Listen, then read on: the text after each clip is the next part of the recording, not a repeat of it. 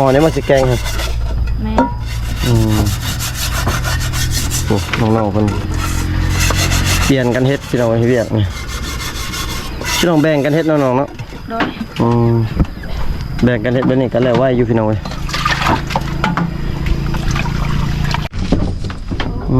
น้องคนจักหรือว่าฟานหน่อไม้พี่น้องเว้ยภาษาน้องว่าหยังเอาฟานกาดอะบังฮะกาดอะบังกาดอะบังโดยโอ้กาดอะบังหรือว่าพาหน่อไม้พี่น้องกาดอะบังพาแล้วก็จังสิมาแกงน้องต้มก่อนบ่หรือว่าต้มแล้วทอกน้ำมันทิ่มบ่หรือว่าต้มเลยแกงเลยทอกน้ำมันทิ่มก่อนเพราะว่าอย่ามันคมแม่น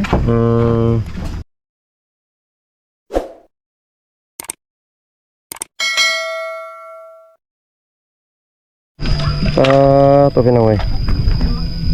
EP นี่แม่นต่อจากน้องๆเพิ่นไปหาอยู่หากินนะพี่น้องเนาะ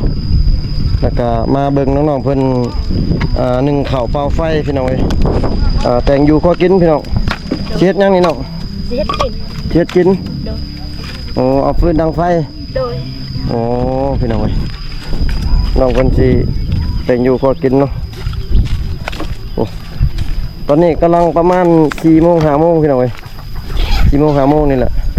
นี่ก็เป็นเฮือนของน้องๆเนาะที่ว่ากำลังสิแต่งอยู่ขอกินพี่น้องเว้ยส่วน2เอ็นห้องมันขึ้นอยู่ถึงเฮือนแล้วเพิ่นกำลังแต่งอยู่ขอกินนี่เป็นเฮือนของเพิ่นพี่น้องเว้ยเราขึ้นเอาฟืนขึ้นพี่น้องเว้ยสาวหนองสาวหลาเป็นผู้เอาขึ้นเขาสาวจอยเป็นผู้เฮ็ดกินมาขึ้นบ้าพุทธให้เอาขึ้นก่อนพี่น้องขึ้นเบิ่งน้องๆเพิ่นเฮ็ดอยู่ขอกินนี่เป็นบรรยากาศหมู่บ้านของเพิ่นพี่น้องเว้ยสิไปเบิ่งน้องเพิ่นเฮ็ดกินพี่น้องเพื่อนเพิ่นก็จะน้อยๆนี่ล่ะพี่น้องเว้ยโอ้เฮ็ดกินหม้อนึงข้าวนี่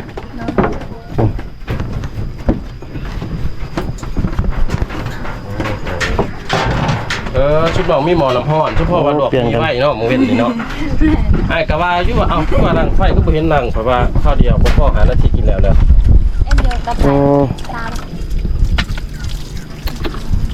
คักนะมันนี่เราหลายคนมันช่วยกันเฮ็ดเนาะแบ่งหน้าที่เจ้าจับ1ข่อยจับ2พี่น้องเอ้ยแม่นอันนี้ก็แบ่งหน้าที่กันผู้นึง1ข้าวผู้นึงเฮ็ดกินผู้นึงกะเป็ดกะไก่เชิญพ่อกับแม่เพิ่นคุณผักนอนอยู่หลุมหมดแล้วพี่น้องสบายพ่อกับแม่ก็มีแต่ถาออกหัวออกสวนซื่อๆลูกสาวหลายในข้าวลูกสาวหลายเนาะคือว่าลูกสาวบ่ได้คาดองอีกทางหีดเขาเจ้าทั้งคันลาวเฮาทั้งลาวลุ่มเฮานี่แม่นได้คาดองหลายพี่น้องคนนึงบ่รู้ได้20 ล้าน30แม่นแต่เขาเจ้านี่โอ้คาดองบ่มีพี่น้องสลาย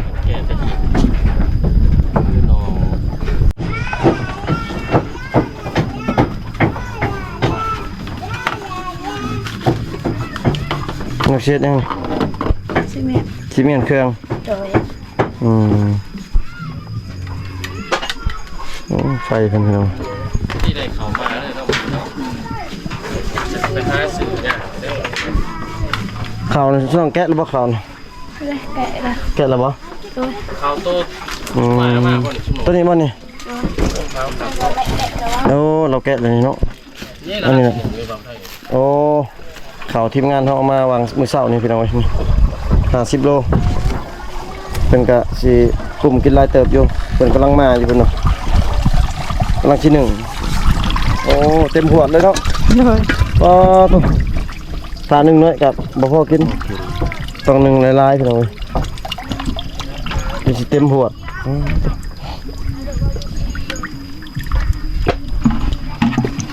เหมือนละวิถีชีวิตอยู่ในเขตชนบทเฮาพี่น้องเว้ยหมูช่องก็มีบ่มีจักโต3 โตโอ้มีข้าวก็เบิ่งน้องเพิ่นมีข้าวกันเฮาโอ้เพิ่นนึง ไฟ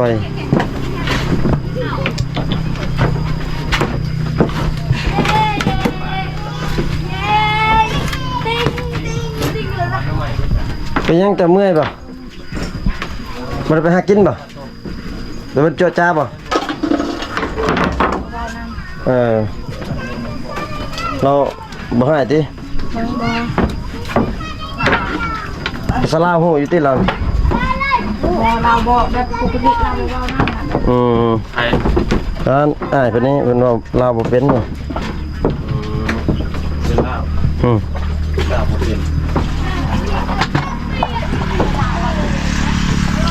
เครื่องคล้องก็มีแต่เท่านี้แหละเครื่องเพิ่นน่าจะเป็นเครื่อง3ซาวนั่นแหละหรือว่า เครื่อง 3 นี้ อัน นุ่ง นั้น น้ำกันบ่ชุบเรา แม่ โอ้ โอ้เปลี่ยนกันนุ่ง แม่ แสดงว่าเบิดนี่รวมนี่เลยเนาะ ใส่น้ำกันก็ได้บ่ใส่เดียวกันเบิดแสดงว่า แสดงว่า เบอร์ยังเบอร์ M เบอร์ L ใส่รวมกันไปเลยเนาะ แม่ อ๋อ ว่าเครื่องไฟเป็นเครื่องไฟ มีแต่ใส่รวมกันเลยเนาะอืม ใส่ คันมีผัวสิบ่ได้เปลี่ยนกันบ่ใช่ พวกต่างหากเนาะ แม่ เปลี่ยนแต่เครื่อง เครื่องเป็นได้แต่ผมเป็นไม่ได้ เดี๋ยว นี่แหละหลังจากกินข้าวอยู่บ่ได้ชุบเรากินข้าวนี่ ตอนแรกกินข้าวอยู่ใช่ตอนแรก บ่ได้เคยมานั่ง กินอยู่เฮือนครัวป่ะอยู่พี่ป่ะอยู่นอกพี่ โดย ลอกไฟผ่านเดียวเนาะดึงไปดึงมา แม่อันนี้ก็นอกบ่นี่ แม่ ว่าลายเลยเนาะแต่ซ่านี่ก็เบ็ดเราไปเลี้ยงควายเลี้ยงงัว เจ้าหน่อยก็เอาเมียได้เจ้าหน่อยนี่เนาะมีแล้วบ่ผู้สาว เวนเจอร์บอกอันกระบวนป่ะไปบอกบ่มี บ่มีเป็นไรเป็นไรเมื่อยมาน้อง เมื่อย เมื่อยเนาะ โดย มาหากินอยู่นี่แล้วก็มาแต่หากินก็มาเฮ็ดเวียกเฮ็ดงานอีกเนาะ โดย แต่ละมื้อแม่นแบบนี้ตลอดแม่นบ่ แม่น คือแม่น้องนี่บ่ได้เฮ็ดให้เนาะยามแรงนี่แบบนี้เนาะ โอ้เอาแต่ลาน เอาแต่ร้านแต่ละมื้อนี่มีแต่ชุน้อง3คนบ่เฮ็ดอยู่เฮ็ดกิน แม่น โอ้ยามเช้านะน้องหนึ่งเขา โดย โอ้พี่น้องเอ้ยลูกสาวหลายได้แบบไทยได้กินแห้งเนาะเนี่ย คือชุน้องนอนอยู่หั่น3คนอยู่เฮือนครัวแล้วก็แต่เช้ามาก็มีแต่ชุน้องเนาะ คือว่ามื้อแรกอาหารเกิดได้นี่เด้ไปหน่อไม้เด้พี่น้องเอ้ยหน่อไม้นี่ได้กินตลอดได้หน่อไม้เนาะ โดย กินโมเบื่อบ่หน่อไม้นี่กินได้ตลอด เบื่ออยู่แต่ว่าบ่มีแนวกินก็ต้องเป็น โอ้ จะเป็นกินเนาะ จำเป็นกิน อืม บ่แม่นว่าน้องๆมากินหน่อไม้เด้บ่มีแนวกินเนาะน้องจอยเนาะ แม่น อยากต้มบ่หรือว่าอยากแกง แกง อืม อยู่หลายคน แกง บ่พอ แม่ ใส่ น น้ำใส่ผักหลาย สดน้ำเนาะปลาแดกได้มีเลยบ่บ่มีปลาแดก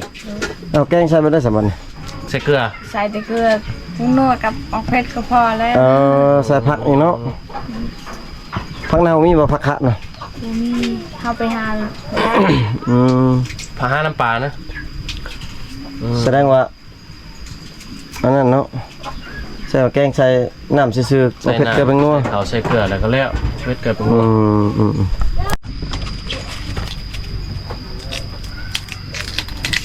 สิเฮ็ดแกงเนาะเป็นปอกเด้อพี่น้องเอ้ย เนี่ยมาบ่เนาะ น้ำไม้ไผ ยิ้ม น้ำไม้ไผได้นี่น้องอันนั้นบ่ น้ำจอย น้องจอยได้เนาะ โดย ๆมานได้เพิ่นได้หาร มาน เอ็ดเก่ากะตะกะมาตะบะเร ได้ช่องซ้ำนอก็เด้อกินแล้วพี่น้องเอ้ย แสดงว่าขัวแกงก็ได้กินแล้วพี่น้องเอ้ย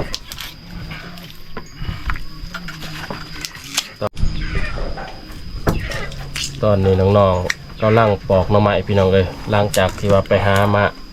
จากหัวไอ้พวกนอก งามใหญ่เลย ที่ พี่น้อง ว่า เอ้ย สิแกงกินแรงก็แล้วแรงเนาะหาอาหารจากธรรมชาติมือได้มานก็ได้พี่น้องเอ้ยคือเฮาว่ามือได้บ่มานก็ถือว่ามาจากแนวคือเก่า น้องจอยที่ไปหานี่เฮ็ดสิเฮ็ดแกงนี่ ผู้ใดสิเป็นผู้เฮ็ดแกง น้องบ่สิแกง แม่บ่ หรือว่า เนาะ ปกติมันแม่น้องบ่ได้เฮ็ดบ่เฮ็ดกินน่ะแต่ละแม่บ่เฮ็ดเลย มีแต่ให้ชิน้องเฮ็ดเนาะ แม่ มันมีลูกสาว ลูกสาวลายเนาะ ช่วงพี่น้องบ่อยู่หรือว่าไปเอาผัวนั่นไผเฮ็ดอยู่เฮ็ดกินซะมีแต่แม่เลยเนาะสามสาวหากะกลับเดี๋ยวมาอยู่เฮือนเก่าคือเก่าพี่น้องเอ้ย ใช่น้องหลาไปอันนั้นเนาะเฝ้าเข้าปุ๊หม้อข้าวเพิ่นเป็นนึ่งข้าวอยู่พี่น้องอยู่มืดๆเพิ่น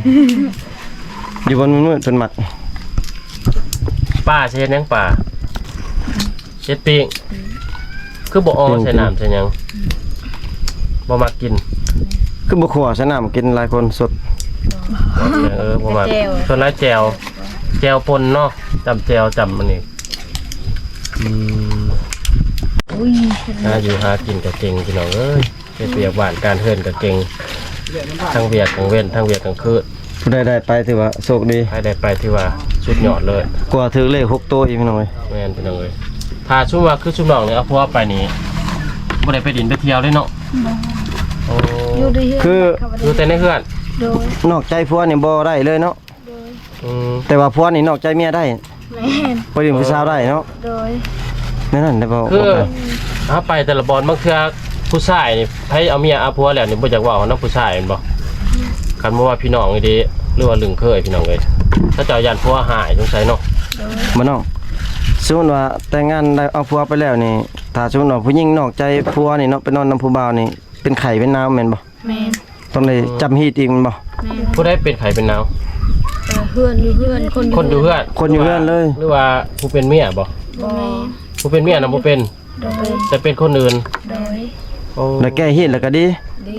บัดผัวไปน่ะบ่เป็นหยัง เขาเป็นยัง กอดผู้สาวต่อหน้าต่อตาก็บ่หายบ่ หายแล้วเลยค่ะ หาอยู่ เฮ้ย มาหาอยู่เพื่อน เออ เราไม่ได้เห็นเขาไม่ได้ให้ เออกันเห็นน่ะหายคือกัน โดยมูวาวชื่อไพ่ชื่อ ต้องได้เห็นกับตา โดย คันเฮ็ดกับตานี่ถือว่าแล้วแล้วเนาะหายเนาะ โดย เห็นได้หายตีหรือบ่ บอกว่าแต่ป้าเขาแหละวันดี ว่าได้เอาสมมุติว่า ว่าเจ้าดีวิตมักเล่นรู้สาวเด้อ อืม มักแล้วบอกคอยดิ เจ้ามิตรมักไปดินผู้เช้าจะบ่มักข่อยได้บ่เนาะพวกก็ตอบมาได้บัดนี้พวก ก็ว่าดินม้วนก็ว่าได้ ดินม่วนหยอกม่วนซื่อ แต่เขาก็บ่พอใจแหละ เฮาพอใจเด้เนาะ เขาเป็นเมีย บัดที่เฮาประเฮ็ดหยังบ่ได้เนาะ โดย เป็นหยังเลยถือว่าเป็นเหตุเป็นข้องอีกอันนึงของ บัดทีเมียเลยอดตลอดเนาะ โดย กินเบียร์นี่แห้งบ่ได้สู้กินเนาะ โดย กินเหล้ากินเบียร์ม่วนซื่นนี่พี่น้องเอ้ยคือว่าอยู่แต่เฮือนเอาลูกเฮ็ดอยู่เฮ็ดกินเฮ็ดเวียกหัวเวียกสวนพี่น้องเอ้ยเวียกหลักๆเรื่องนอกใจถือว่าหับห้อง 1,000% บ่มีนอกใจแน่นอนหลังจากที่แต่งงานกันไป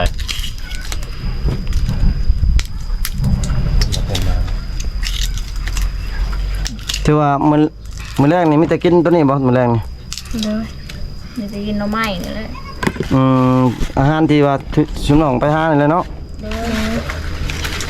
อันน้อยก็มักจ้องไม่ตัวบางปุ๊เยอะนะที่ได้หมดแล้ว คันสุว่าบ่ได้หน่อไม้นี่กินนะ กินอาบัก คันว่าชุมน้องบ่ได้ไปหา ห เด้ น่อไม้บ่ได้ไปหามื้อใดบ่ได้ไปหาเอา บ่กิน ตอนแรกนี่บ่ได้กินเลยเนาะ โดย บ่กินข้าวบ่ กินแต่ข้าวกิน กินแต่ข้าวจำแจ่ว โดยเนี่ยเจอแล้วเดี๋ยวอาบักโตนลีนั่นนะ จักสิวิธีใดเนาะ ปรับ เราบ่ได้เนาะพอได้แก้ไขไปเวลามีอาหารเลี้ยงเป็ดเลี้ยงไก่ชั่วโมงก็เลี้ยงบ่ ไก่ตายพังหมดแล้วยังแต่มือ จะขาหมูกินก็บ่ได้เนาะ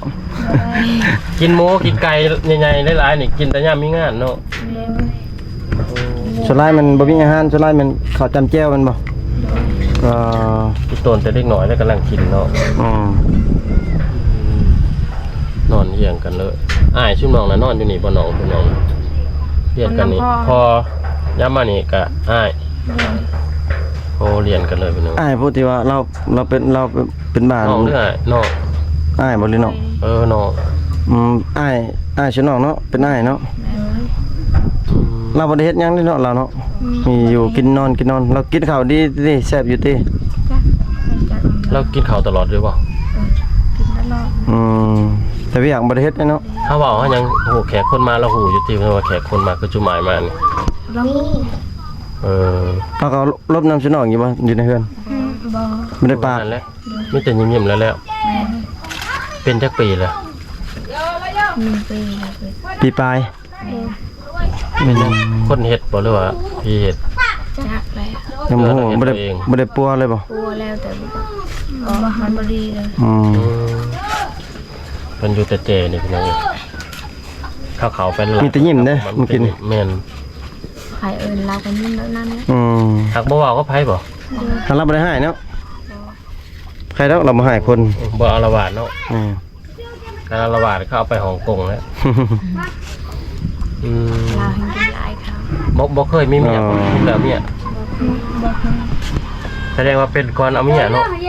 แต่ก็ได้เมียแล้วปั่นนี่เนาะเอาลูกไผ่มาอย่างแม่แล้วปั่นนี่ เราใหญ่มาเราก็เป็นแบบนี้ หน่อยนะเราลุกได้เห็นเยอะได้เราใหญ่มาเราเป็นแบบนี้เลย ยังมีในเฮ็ดนะบางทีก็ฮีดพี่แถวหาพี่หัวพี่ส่วนก็มี กับแม่งอันนั้นแล้วเราบ่ได้อันนั้นบ่ได้อันนั้นคือเขาบ่ เราสูบยาบ่ บ่ได้สูบยาบ่ เราพูดกันเลยตอนเฮานั้นเฮาแบบเฮา โอ้ อยู่ น้องไปอยู่เพิ่นต่างเนาะบ่ได้ครับกลับมาแล้วอายเป็นแบบนี้ แม่ ถือว่าซอยเวียกใช้งานบ่ได้เด้อบ่ครับ แม่นตัวแล้วปัวกับปัวสุดปัวเนาะบ่ได้ สามารถแล้ว หมูมี2-3ตัวแล้วตัวแต่อีกก็บ่ได้บ่ดีเลย บ่ได้ไปห้องหมอมีแต่จำเหตุจำหนังสือ มีในบ่ไกลมีคนบ้านหนึงอยู่บ้านก็ซ้อนตะกี้น่ะเป็นแบบเป็นบ้าไปเรื่อยๆได้ย่างไปเรื่อยๆคนปกติก็ว่าเป็นผิดพี่ให้พี่ส่วนเขาแล้วก็เป็นเลยปัจจุบันนั้นเราตายย้อนถูกระเบิดเราทุบระเบิดลิ้นเด้ ระเบิดแตกใช่ แตกตายเลยสุดท้ายหมอเขาเนาะบ้ามีไงพี่น้องน้องสาวสลาเนาะน้องสลาเพิ่นมานั่งเฝ้าเนื้อหม้อเข่าพี่น้องเว้ยแต่สิมืดๆแน่พี่น้องมันอยู่ในเรือนครัวเนาะแล้วก็อยู่บนนอนของน้องเพิ่นนอนอยู่เรือนครัวเลยพี่น้องที่ว่าบ่มีเสื้อนอนบ่มีหยังต่างๆเนาะพี่น้องเนาะมีแต่เสื้อนอนกับผ้าห่มมีแต่ผ้าห่มบ่มีเสื้อนอนพี่น้องมีแต่มุ้งเนาะยังบ่สุกบ่ข้าวเนาะยังบ่สุกเนาะ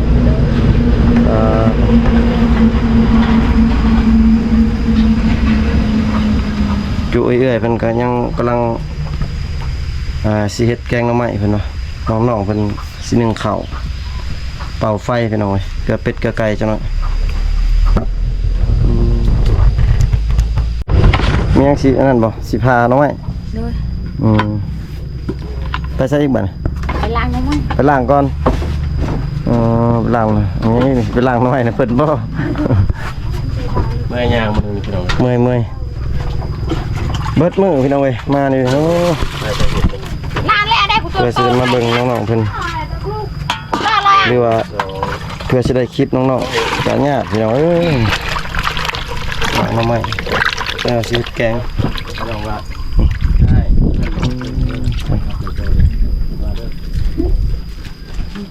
พี่ตะกี้อะไรอ่ะ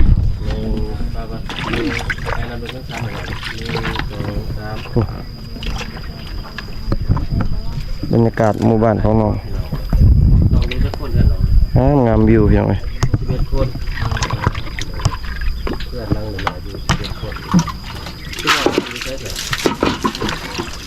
ผักเน่าผักขะบ่มีเรื่องบ่น้องโอ้ใส่แต่น้ำเกลือเผ็ดเป็นนวลแล้ว คันคือว่าเพิ่นหับได้ ปลาแดกก็บ่มีเฮ็ดได้สิแซ่บน้องแซ่บเหมือนกันบ่ แซ่บหลายคนกินก็แซ่บอยู่ เคยกินเนาะใส่กระปูได้แกงบ่ใส่บ่ อ๋อ บ่ใส่อีก ใส่แต่เห็ดว่าได้ใส่นี่มันใส่ได้ โอ้หลายเติบเนาะเนาะพอกินอยู่บ่ซั่นนี่ประมาณบ่น้อง พ่อก็ ใส่น้ำหลายๆเอ้าแม่นบ่ แม่น ลายโหนดคิดว่าแกงเพิ่นน่ะแกงเป็นนอนใหญ่ๆเลยบ่ได้เนาะ ได้ ยันต้มบ่จืดบ่ แม่น สิไปใส่น้องลอย เกลือหมู เกือบหมูจะใส่หมูน้องนะเบิ่งสิครับพี่พาเราไปเบิ่งน้องเกือบหมูก่อนส่วนน้องลานั้นเฝ้า หม้อข้าว เฝ้าหม้อเขาน้องจ้อยเพิ่นสิฟันหน่อไม้ไว้แกงแล้ว200แหละแต่เกือบหมูพี่น้องเอ้ยเบิ่งเป็นหมูบ่เผ็ดบ่ไก่ไปก่อน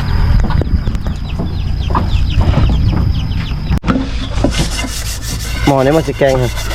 แม่ โอ้น้องๆเพิ่นเปลี่ยนกันเฮ็ดพี่น้องเฮ็ดเวียกนี่พี่น้องแบ่งกันเฮ็ดน้องๆเนาะ โดย แบ่งกันเฮ็ดแบบนี้กันแล้วไว้อยู่พี่น้องเว้ย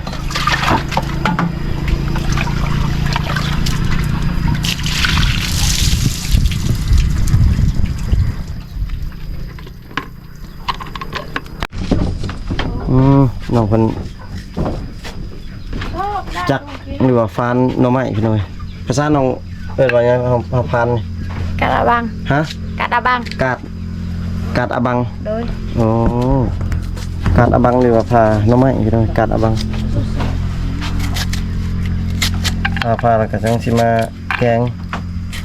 น้องต้มก่อนบ่หรือว่าต้มแล้วทอกน้ำมันทิ่มบ่หรือว่าต้มเลยแกงเลย ทอกน้ำมันทิมก่อนเพราะว่า อย่ามันคม แม่น ต้มก่อนพี่น้องลักษณะว่าเฮาต้มก่อนแล้วเฮาทอกน้ำนึงแล้วก็จะมาแกง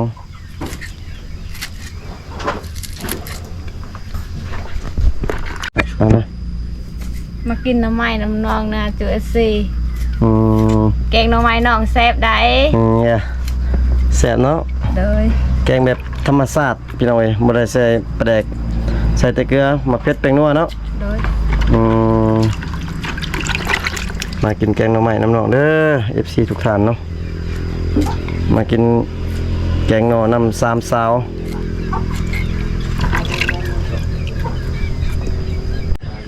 พี่น้องเอ้ยก็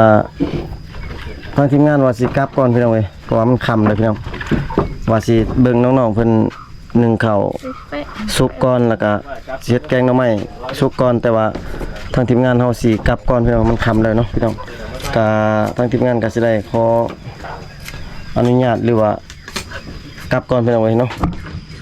โอ้น้องๆเพิ่นยังเฮ็ดเวียกต่ออยู่พี่น้องแต่ว่ามันค่ำแล้วมาแต่ไสน้อง มาแต่เกลือมู มาแต่เกลือหมู โดย